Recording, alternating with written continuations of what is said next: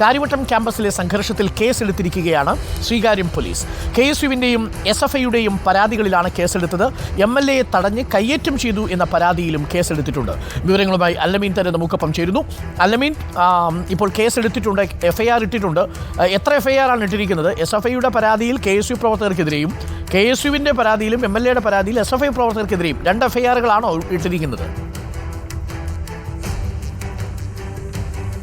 അരുൺ, നമ്മളിപ്പോൾ police സ്റ്റേഷനുമായി ബന്ധപ്പെട്ടപ്പോൾ FIR ആയി വരുന്നതേ ഉള്ളൂ. കേസെടുത്തിട്ടുണ്ട്. അതിൻ്റെ വിശദാംശങ്ങൾ അല്പസമയത്തിനകം അറിയിക്കാമെന്നുള്ളതാണ് പറയുന്നത്. മനസ്സിലാക്കുന്നത് ഒരു പക്ഷേ 3 FIRകൾ കാര്യത്തിൽ വന്നേക്കാം. ഒന്ന്, KSU നേതാക്കളെ ഇടിമുറിയിൽ കയറ്റി പൂട്ടിയിട്ട് മർദ്ദിച്ചു എന്ന് നൽകിയ പരാതി. അതോടൊപ്പം തന്നെ ഈ പോലീസ് സ്റ്റേഷൻ ഉപരോധം നടക്കുമ്പോൾ അവിടേക്ക് വന്നിറങ്ങിയ ഒരു KSU നേതാവിന് മർദ്ദനമേറ്റിരുന്നു. ഈ വിഷയങ്ങളിൽ KSUവിൻ്റെ പരാതിയിൽ ഒരു കേസ് വന്നേക്കാം.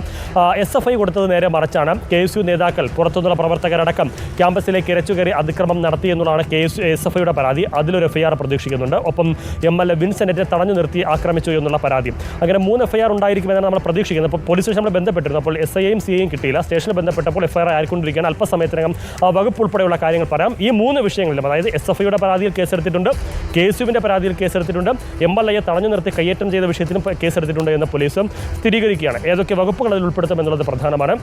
KSU പ്രവർത്തകർ പറയുന്നത് കൊലക്കുറ്റത്തിനുൾപ്പെടെ കേസെടുക്കണമെന്നുള്ളതാണ്. കാരണം അവിടെ ആദ്യം മർദ്ദനമേറ്റ സാൻജോസിനെ കഴുത്തിന് കുത്തിപ്പിടിച്ച് മർദ്ദിച്ചു എന്നുള്ളതാണ് പറയുന്നത്. കഴുത്തിന് മുകളിലേക്ക് പരിക്കുണ്ട് എന്നുള്ളത് കൊണ്ട് തന്നെ കൊലപാതക ശ്രമമായി കാണണമെന്നുള്ളതാണ് KSUവിൻ്റെ ആവശ്യം. അതോടൊപ്പം ഈ ശ്രീകാര്യം പോലീസ് സ്റ്റേഷൻ ഉപരോധം നടക്കുമ്പോൾ അവിടേക്ക് വന്നിറങ്ങിയ ആദിനാഥ് എന്ന് പറയുന്ന KSUവിൻ്റെ ഒരു നേതാവ്, മാറി വാനൂസിലെ യൂണിറ്റ് ഭാരവാഹി കൂടിയാണ്.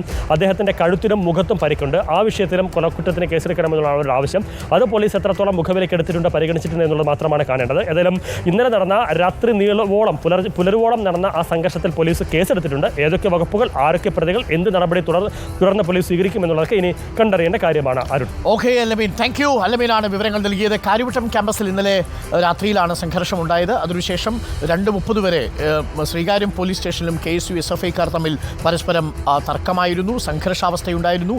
MLAക്ക് പരിക്കേറ്റു എന്നാണ് ലഭിക്കുന്ന വിവരം. ആ വിഷയത്തിൽ ഇപ്പോൾ ശ്രീകാര്യം പോലീസ് കേസെടുത്തിട്ടുണ്ട്. SFIക്കെതിരെയും KSU പ്രവർത്തകർക്കെതിരെയും കേസുണ്ടാവും എന്നാണ് നമ്മൾ കരുതുന്നത്.